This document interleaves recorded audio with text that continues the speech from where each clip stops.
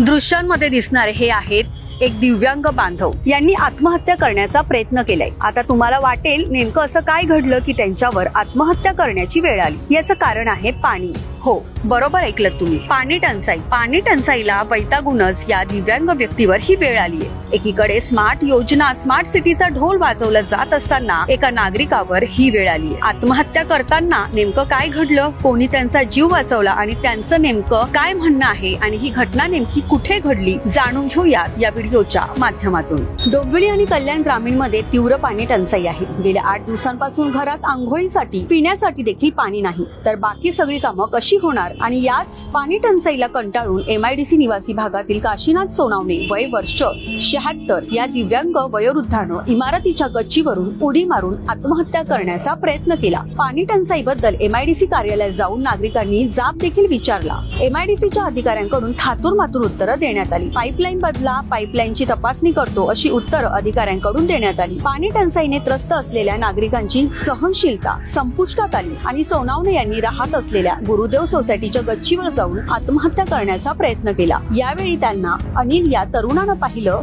या तरुणानं त्यांची समजूत काढली आणि त्यांना तिथून खाली आणलं। पाणी येत नाही साहेब, एक महिना झाले ना, 8 दिवस झाले, अजिबातच नाही ना, प्यायला पाणी नाही, कशालाच नाही। माझं 75, काय करणार? कोणी ऐकत नाही, पाणी येत नाही आणि आलं तर बारीक बारीक येते। पाणी नाही, बाथरूमला जायला पाणी नाही। आता मी अपंग आहे, कसं जायचं कसं यायचं, पाणी येत नाही। प्यायला सुद्धा पाणी नसते, आलं तर 2 हांडे भरतात। आंघोळ 2 दिवस आम्ही आंघोळ करत नाही। 7-8 दिवसापासून पाण्याचा प्रॉब्लेम सुरू होता। गेले 4 दिवस आमच्याकडे थेंबरी पाणी आलं। आम्ही कंटिन्युअस फॉलोअपमध्ये होतो।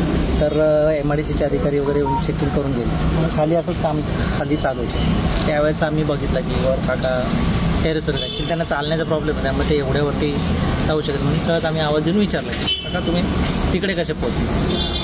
ते म्हणाले की थांबलो। मग थांबा म्हणून सांगितलं आणि मग टेरेसवर जाऊन विचारलं काय इकडे? त्यानंतर अरे कंटाळलो, आता कुठून बघणार मी सगळं हे सगळं, आणि असं वाटतं की मी आता पुढे घ्यावं म्हणून मी आलो होतो। ते दुर्घटना थोडक्यात टळली। आम्ही बघितलं आणि आवाज देऊन संपवून मग काकांना घरी नेऊन शांततेने बसवलं। दादाला फोन केला, दादा असं असा विषय आहे, तू या म्हणून। मग फक्त आमची एवढीच मागणी, आता आम्ही लहानपणापासून यांचं पूर्ण वय इकडे गेलं। पाणी पहिलं सुरळीत होतं, पाणी जीवनावश्यक गोष्ट आहे, पाणी सुरळीतपणे यावं एवढीच आमची प्रशासनाकडे मागणी आहे। MIDCकडे पण मागणी की पाणी आम्हाला जसं आधी सुरळीत होतं तसं आता पुन्हा करू। आणि लो प्रेशरमध्ये म्हणजे आता तुम्हाला सांगू, आधी जर 100% येत होतं तर आता 20% येतं, आधी या प्रमाणात कमी झालेलं। पाणी टंचाई विरोधात अनेकदा नागरिकांनी MIDCच्या कार्यालयावर धडक दिली आहे। शुक्रवारी सुद्धा संतप्त नागरिक MIDC कार्यालयात अधिकाऱ्यांना जाब विचारायला गेले होते। यावेळी टँकर माफियांना पाणी मिळतं, मग आम्हाला का पाणी मिळत नाही, असा संतप्त सवाल नागरिकांनी कल्याण ग्रामीणचे आमदार राजेश मोरे यांना विचारला। 27 गावांमधील पिसवली, देशमुख होम, गोळवली, दावडी, रिजन्सी या परिसरात महिनाभरापासून पाणी टंचाई आहे। त्यामुळे नागरिकांचा रोष वाढत चाललाय। येत्या गुरुवारी पुन्हा पाणी प्रश्नावर आढावा बैठक घेतली जाणार असल्याची माहिती समोर आलेली आहे। त्यातच आता महापालिकेची निवडणूक देखील जवळ आली। यावेळी नागरिक मतं मागायला येणाऱ्या लोकप्रतिनिधींना जाब विचारतात का ते देखील पाहणं महत्त्वाचं ठरणार आहे। मात्र पाणी टंचाईमुळे एका ज्येष्ठ नागरिकावर आत्महत्येची वेळ येते ही बाब गंभीर आहे। याची दखल शासन प्रशासन घेतं का ते देखील पाहावं लागेल। या व्हिडिओबद्दलच्या तुमच्या प्रतिक्रिया आम्हाला कमेंट बॉक्समध्ये नक्की सांगा। तसेच लोकमतच्या कल्याण डोंबिवली पेजला लाईक आणि फॉलो करायला विसरू नका। कल्याण डोंबिवलीहून मयुरी चव्हाण, लोकमत।